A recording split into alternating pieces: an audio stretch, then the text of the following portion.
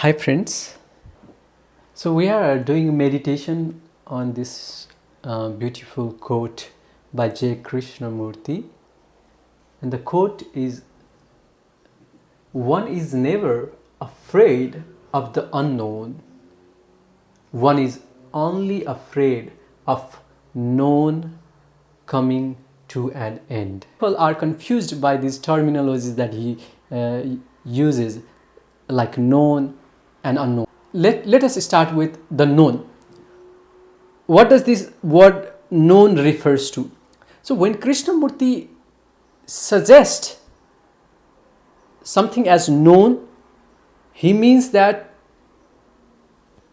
it's a part of your consciousness. This body has become part of my consciousness. The people with whom this body is related to has become the part of my consciousness. All the experiences which this body has gone through has become the part of my experiences. All of my thoughts that I have read in the books, I have heard from the experts, I have studied in the academia, all of them have become part of me, right? Life experiences like emotions, enviness, jealousy, hatred, anger, all of those, the spectrum of emotion has been experienced by my system, by my mind. So they also have become part of me, right? So basically, known means the reservoir of all the knowledge, all the experiences that this conscious agent has gone through until this point of time. What will happen tomorrow is unknown. That's equally unknown as death itself. I know nothing of what will happen tomorrow, just like I know nothing of death, because nobody has ever experienced death as a first person. There's no first person experience of what will happen tomorrow, because when the experience happens, it becomes present, right? So in that sense, tomorrow or death or God, all of these concepts are unknown, and we can never talk about them because they are basically unknown. They don't have any residue which we can use as a resource to talk about them. Known. And because my thoughts, my emotions are experienced by me, are so close to me, and more importantly, this conscious agency can never experience anything outside of itself. I can never experience this marker, though I can experience what it feels like to hold this marker, to see this marker. I can never experience this marker. I can never experience what other human being would think are going through, right? So I have only been given this privilege of experiencing my thought, my emotions, everything that happens with this entity called me or I, right? I have developed attachment with the known. I have developed attachment with me, and I have become this self-centered movement, this movement of me, not me. I, not I. My religion, not my religion. My nation, not my nation. And because we are so attached with this movement, and this movement follows the principle of survival of the fittest, it wants to protect itself, it wants to multiply itself, it wants to get rid of any kind of threat that may kill it. So what does it do? It will evade the threat. It will not face the fact of death. If the ego entity, which is this self-centered movement, which is the movement of the content of my consciousness, which is the movement of anxiety, depression, hope, the same story that human beings have gone through using different bodies in different eras and millions of times Millions of time, billions of humans have this body and gone through these experiences, and the archetype of these experiences same. Hatred, jealousy, division, me, not me, my likings, not my likings, negation, fragmentation, divisions, my country, your country, my religion, your religion, my cult, your cult, my tradition, your tradition. You see, so this, we have so identified ourselves with this self-centered dividing movement that now we don't want them to end. I'm not afraid of unknown because I don't know anything about unknown. I can't think about it. What I can think about is me and what is known to me, my. When J. Krishnamurti says known, he says the known is the past, psychological past. And whenever there is past, there will be future, and the past and future will be separated or divided by present. That's the universal law. So similarly, that kind of division is reflected by division between known and unknown, and the division is made up by ego.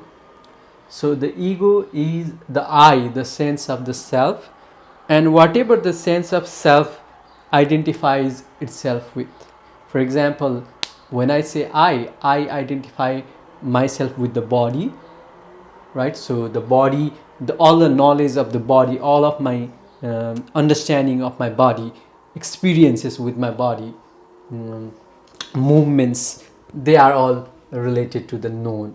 And not only the body, then I identify myself with the mind. So every thought, every emotion that I have been gone through, all the experiences that I have ever had in my life, and all the insights generated through those experiences, all the memories that I have recorded through until this point. So everything, the whole reservoir of the content of consciousness, and this content contains my anxieties, my depressions, my joys, my sorrow, my attachments, my needs, my desires, my conditionings, everything, right? Everything within the content of my consciousness, which I as an entity am identifying myself with, is known. And when Krishnamurti is saying that one is never afraid of the unknown, he is talking about the fear of death, right? Because death is something about which we can only produce hypotheses about death. There are scriptures like, Tibetan Book of Dead. There are a lot of movies, novels, philosophies, theological doctrines which talk about death in volumes, but all of those knowledge are actually interpretations or possible explanations of death. But if you ask anybody in this earth, and if you ask, can you give me one absolute truth or one absolute knowledge about death, nobody can give that to you, right? So death in that sense is completely unknown. Now the common myth or the common misunderstanding is that we usually think that we are afraid of death. If you go deeper, it is very clear that you cannot be afraid of unknown because it's unknown, right? What you are actually afraid of is the known coming to the end, the ego coming to the end. Now, this is very slippery. So, the primary attributes of the ego, if you see, is to survive, to multiply. What Charles Darwin is suggesting as survival of the fetus is the survival of the ego, right? Survival of the individual. So that's why ego always wants to protect itself. Ego always wants to multiply. extend itself, right? And it wants to get rid of all kind of threats, because the threats can kill the ego, and the ego doesn't want to die, right? We are reproducing. The body is reproducing because the body wants to continue. The genes wants to extend. The DNA of humans wants to continue down the road, right? So not only that, we want our thought belief system to continue, right? We have a lot of philosophies. What are these? These are all thoughts. They are continuing through human mind, through human neurons, and now they have become a part of me, because I, as an ego entity, have identified myself with them, right? So in that sense, we are not afraid of death, but we are afraid of our attachments coming to the end, right? Let's go more deeper than this, okay? So suppose I deeply realize that there is a death, I have to die. If I really deeply see that actually as a fact, I'm going to think about love. I'm going to think about my relationship with the whole, my relationship with the people whom I love, right? So in that moment of realization, you see, all the small things, all the small attachments comes to an end, and something profound takes birth, right? And that is a spontaneous death of the ego, right? But usually what happens is, when we are thinking, when the thought is thinking, when thought given by somebody is thinking through my mind, when belief coming from some books, some dogmatic group, or some, some tradition is infecting my brain, then I'm just repeating them, and I'm so much absorbed by them, I'm so much identified with them, that I have to defend them at any cost. I want them not to die. I want them not to end. I cannot start afresh and live life moment to moment. As an innocent child with mind so much alive that it sees fact as fact, and it doesn't divide the fact. It doesn't look at the fact with some preconceived lens. This is the trick of ego. This is the trick of ego. The fact that ego wants to protect itself, ego wants to continue, ego wants to multiply, ego wants to survive. Ego has to find some deceptive way to protect itself. Right? So that's why ego does a trick and makes you believe that you are facing the truth, you are facing death, but actually you will not be facing the death. You'll just be intellectually, evading the fact, which is death, and taking advantage of some thought or some philosophical system, of some theological system. You'll be justifying this emptiness, right? Because when all the known, when everything that you are identifying yourself with comes to an end, there is nothing. It's just emptiness, pure emptiness. And because I cannot face this pure emptiness, I have to find some way to fill my mind with. And that's where comes the thought given by people, thought given by philosopher, right? Some theological system, some religious group, a tradition, thought which I like, right, created by my brain, right? So you can see, always we want these thoughts to continue. We want them unconsciously, we want them to survive. And we think that we are afraid of death, unknown. No, we are afraid of us coming to an end. Because if this entity called unknown comes to an end, then there is no heaven, there's no hell. And if there is no heaven and no hell, then all the religious doctrines, if there's no heaven and no hell, then what will happen to all the religions, right? You see,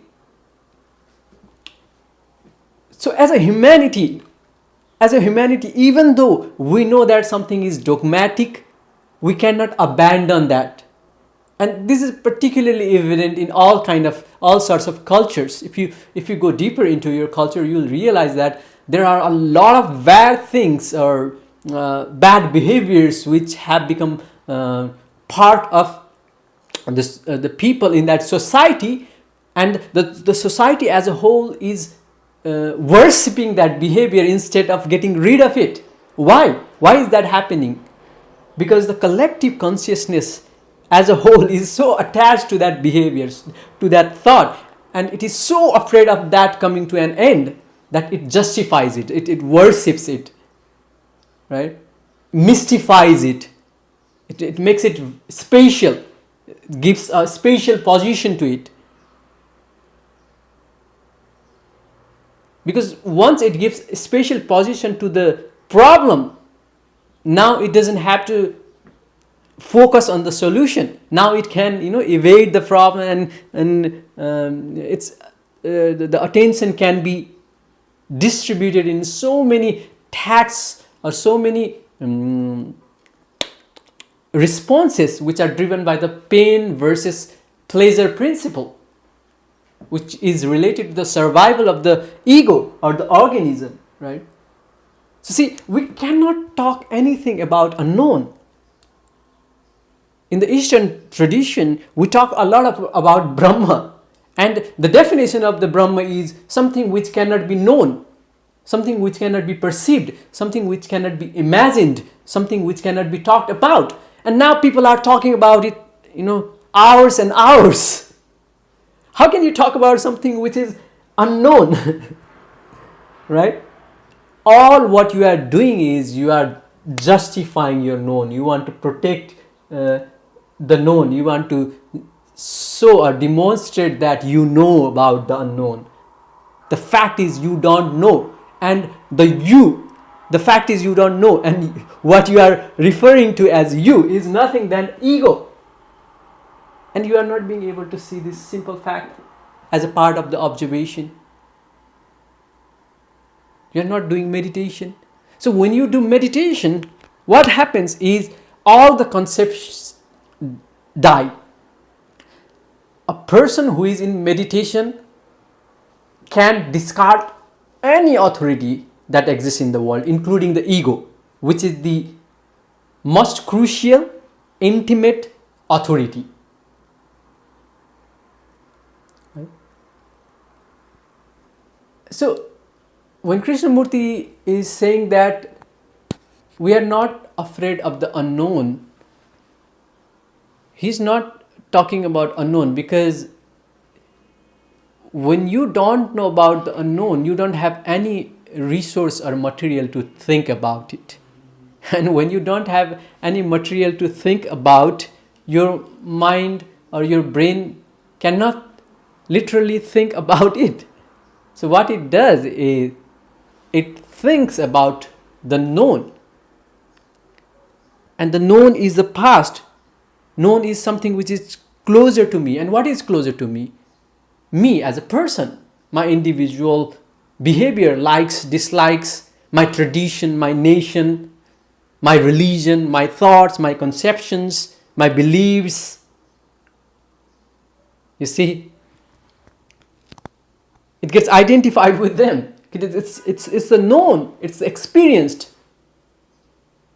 I cannot know about whatever you are thinking at this moment. I can only know about what I am thinking. So for me, known is who am I? All of my experiences, all the experiences of my past, all the content of my consciousness, including memory, knowledge, experiences, thoughts, emotions, both raw and refined intellectual principles that I may have associated myself with, refined philosophical thinking, philosophizing, everything. That's the known. And why I am so attached to the known? Because I'm not ready to face the fact that the unknown cannot be talked about. Death cannot be talked about.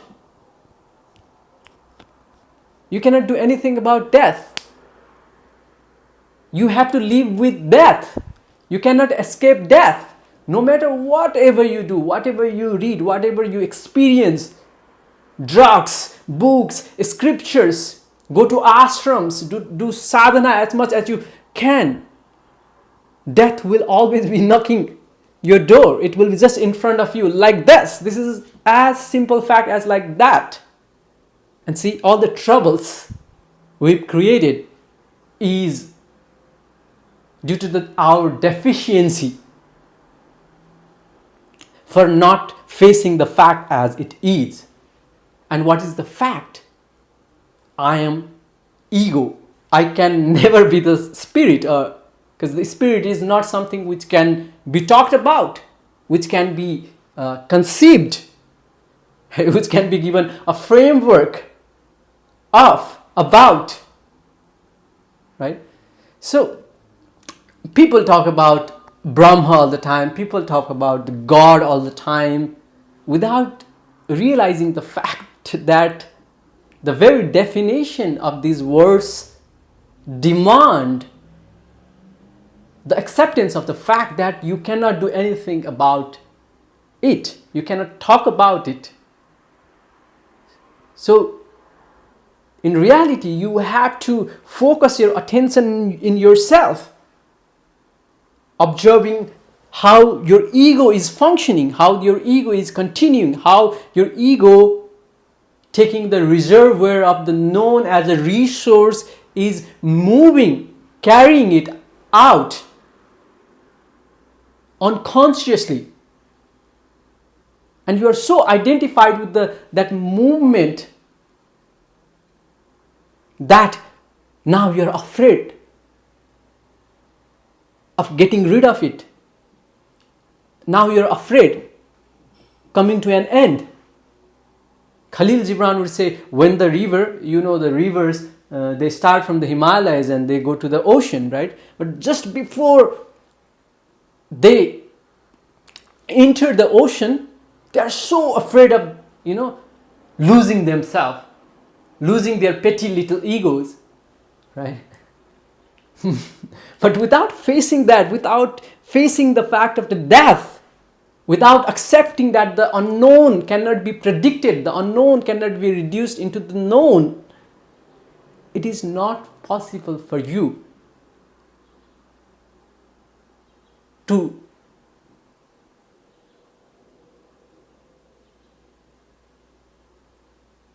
meditate. It's not possible for you to meditate, because the very act of meditation demands facing the fact of the death.